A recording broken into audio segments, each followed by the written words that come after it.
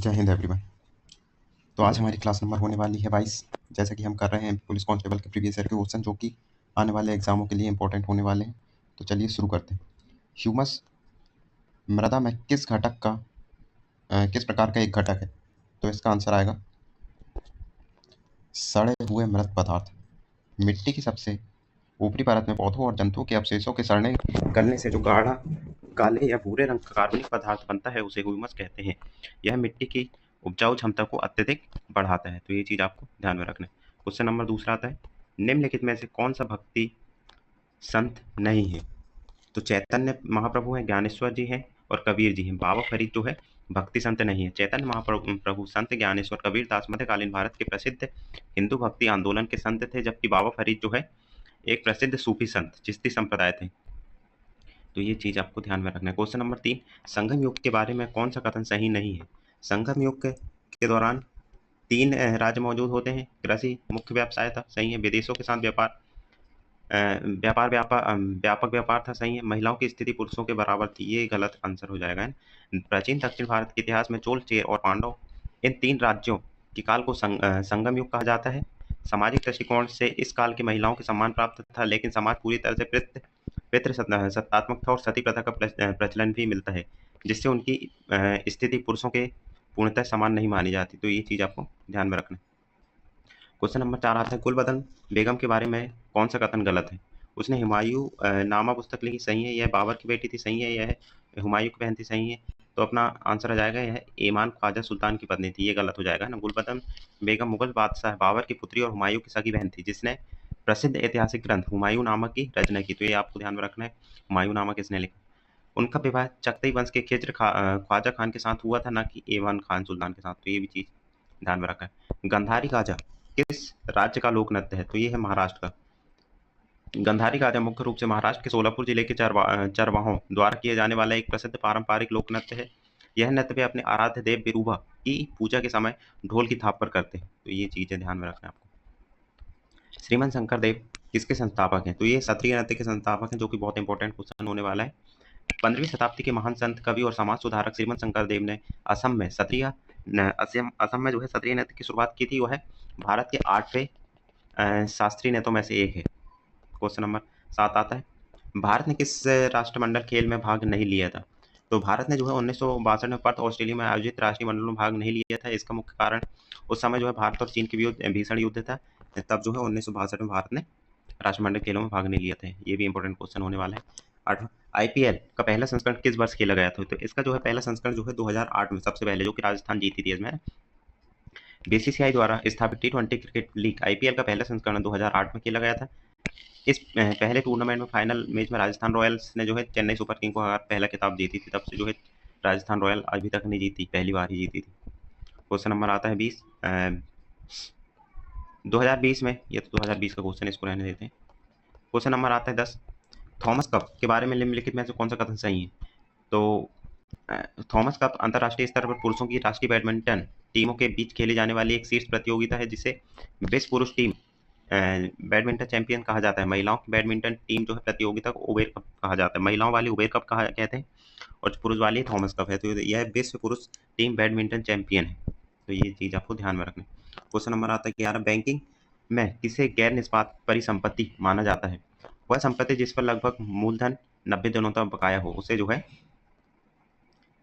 जो है non performing asset माना जाता है। जब बैंक द्वारा दिए गए किसी ऋण को या अग्रिम ब्याज या मूलधन की किस्त लगातार 90 दिनों तक बकाया रहती है और बैंक की कोई कमाई नहीं होती, तो रिजर्व बैंक के नियम अनुसार उसे जो है ऋण खाते को एनपीए घोषित कर दिया जाता है। Question number 12, question number 12, Madhya Pradesh के भारत भवन में ललित कला संग्रहालय का क्या नाम है? तो इसका नाम है रूपांकर। भोपाल में स्थित भारत भवन के विभिन्न अंगों के अलग अलग नाम है। इसके ललित कला संग्रहालय को रूपांकर कहा जाता है, जहां जनजातीय, समकालीन और आधुनिक कला कृतियों का बेहतरीन संग्रह है। तो ये चीज़ भी आपको ध्यान में रखना है। क्वेश्चन नंबर आता है 13, वर्ष 2021 में खजुराहो नृत्य महोत्सव का कौन सा संस्करण आयोजित किया गया था? ये जो है 47वां, ये भी पुराना है, इसको भी रहने देते हैं। लेकिन ये ध्यान में रखना है कि महोत्सव की शुरुआत जो है 1975 में हुई थी। यह भारतीय शास्त्रीय नृत्य शैलियों का देश का एक प्रमुख प्रतिष्ठित मंच है। तो ये चीज़ आपको ध्यान में रखना है। क्वेश्चन नंबर आता है 14, मध्य प्रदेश रंगोत्सव कहाँ आयोजित किया जाता है, तो ये किया जाता है भोपाल में। मध्य प्रदेश का प्रसिद्ध नाट्य और सांस्कृतिक उत्सव रंगोत्सव जो है मुख्य रूप से राजधानी भोपाल में स्थित भारत भवन या रविंद्र भवन के मंच पर आयोजित किया जाता है, जहाँ देश भर के रंगकर्मी जो है भाग लेते हैं। तो ये चीज़ आपको ध्यान में रखना है। क्वेश्चन नंबर 15, बिना मीनार वाली भारत की एकमात्र जामा मस्जिद कहाँ पाई जाती है, कहाँ है? पूछा है। मध्य प्रदेश के अशोकनगर जिले के ऐतिहासिक नगर चंदेरी में स्थित जामा मस्जिद भारत की एकमात्र ऐसी बड़ी जामा मस्जिद है जिसमें पारंपरिक ऊंची मीनारें नहीं बनी है। इसके भव्य मेहराब और नक्काशी दार गुंबद खिल्ली वास्तुकला की अनूठी पहचान है। तो अपना आंसर आ जाएगा चंदेरी। क्वेश्चन नंबर 16, निम्नलिखित में से कौन से शहर में ताजमहल को प्रेरित करने वाला स्मारक स्थित है? तो ये है मांडू। मध्य प्रदेश के धार जिले के ऐतिहासिक नगर मांडू में स्थित होशंगाबाद का मकबरा भारत में संगमरमर से बनी पहली पूर्ण इमारत है। इसी इमारत की वास्तुकला और सुंदरता से प्रभावित होकर शाहजहां ने आगरा के ताजमहल के निर्माण की रूपरेखा तैयार की थी। तो ये चीज़ आपको ध्यान में रखना है। क्वेश्चन नंबर 17, एशिया का सबसे मोटा कोयला संस्था मध्य प्रदेश के किस जिले में स्थित है? तो ये है सीधी सिंगरौली में, है ना। मध्य प्रदेश के सिंगरौली क्षेत्र में स्थित कोयला स्तर की मोटाई लगभग 135 मीटर से अधिक है, जिसे एशिया का सबसे मोटा कोयला संस्था माना जाता है। पुराना प्रशासनिक रिकॉर्ड सीधी दर्ज करता है, परंतु भौगोलिक रूप से सिंगरौली में स्थित है। तो ये चीज़ भी आपको ध्यान में रखना है कि प्रशासनिक रिकॉर्ड सीधी दर्ज करता है, लेकिन भौगोलिक रूप से जो है ये सिंगरौली में स्थित है। क्वेश्चन नंबर 18, मध्य प्रदेश में 1000 मिलियन $20 मिलियन से अधिक निश्चित पूंजी निवेश वाली नई औद्योगिक इकाइयों को कितने वर्षों की अवधि के लिए प्रवेश कर में छूट दी जाती है? तो ये जो है 7 वर्ष में। मध्य प्रदेश की औद्योगिक संवर्धन नीति के अनुसार राज्य में औद्योगिक निवेश को आकर्षित करने के लिए 100 करोड़ से अधिक का बड़ा निवेश करने वाली मेगा इकाइयों को वाणिज्यिक उत्पादन शुरू होने की तारीख से 7 वर्षों की अवधि के लिए जो है प्रवेश कर में पूर्ण छूट दी जाती है। तो ये चीज़ आपको ध्यान में रखना है। मध्य प्रदेश में सीफेड centre for skilling and technology support कहाँ स्थित है? तो ये है भोपाल में स्थित है। केंद्रीय पेट्रोकेमिकल्स इंजीनियर और तकनीकी संस्थान CIPET का सेंटर जो है centre for skilling and technical support Madhya Pradesh की राजधानी भोपाल के जो है गोविंदपुरा औद्योगिक क्षेत्र में स्थित है। क्वेश्चन नंबर 20, मध्य प्रदेश औद्योगिक विकास निगम किस वर्ष से राज्य में प्रवेश प्रोत्साहन और सुविधा के लिए एकल खिड़की सचिवालय के रूप में कार्य कर रहा है? तो ये जो है राज्य में नए उद्योगों की स्थापना को सुगम और तीव्र बनाने के लिए आवश्यक सभी सरकारी मंजूरियों को एक ही स्थान पर प्रदान करने हेतु 2004 में मध्य प्रदेश औद्योगिक विकास निगम को एक खिड़की सचिवालय के रूप में अधिकृत किया गया है। तो अपना आंसर हो जाएगा 2004।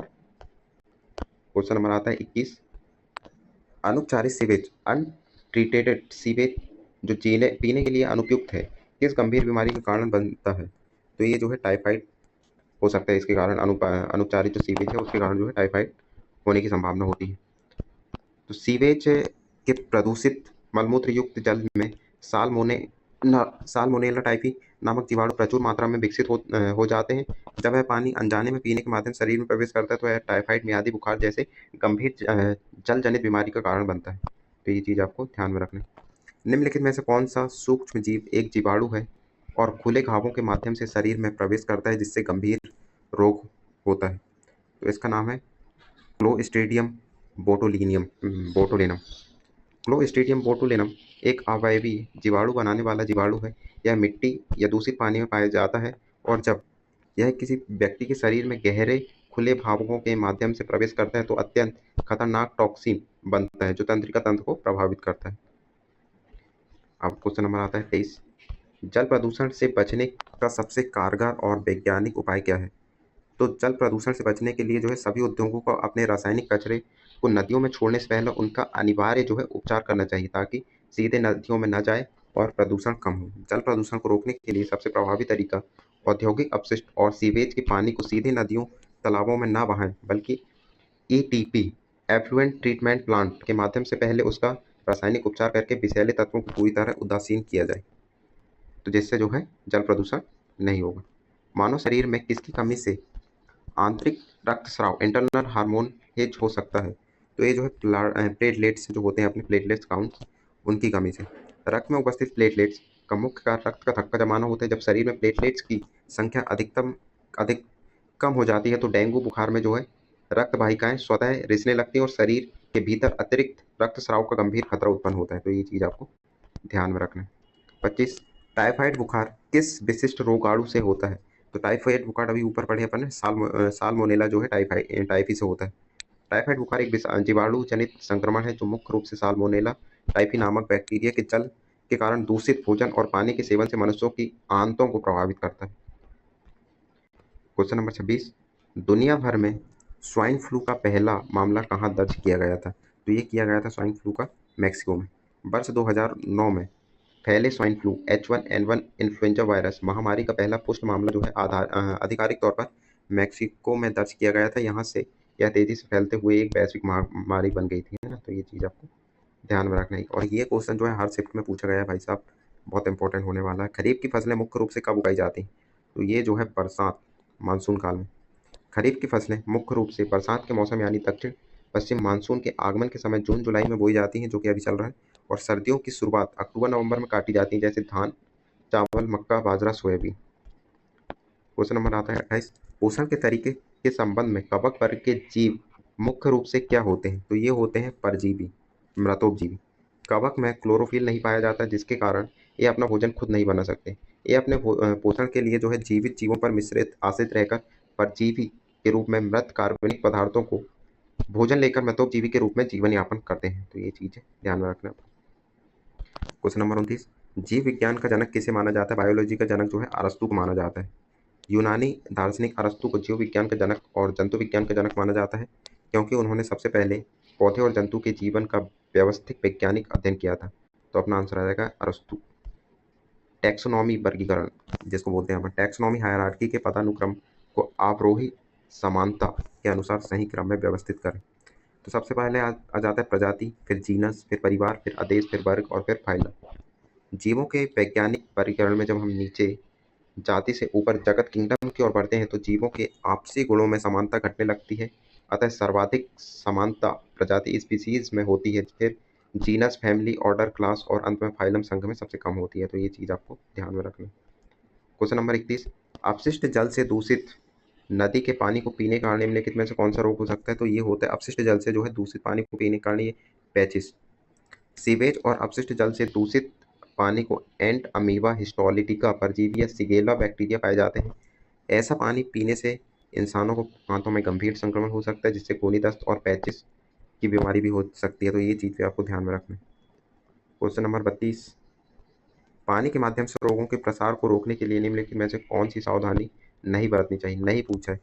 अपने दांतों ब्रश करने और भोजन तैयार करने और धोने के लिए साफ पानी का उपयोग करें, ये तो सही है। बच्चों को खाने पकाने और खिलौने से पहले हाथ साबुन साफ धोएं, ये भी सही है। सुनिश्चित करें घरों में आसपास पानी जमा न हो, सही है। लेकिन क्या है, पानी के बिना फिल्टर या बिना उबले हुए सीधे दूषित पानी का प्रयोग करें, ये तो गलत हो जाएगा।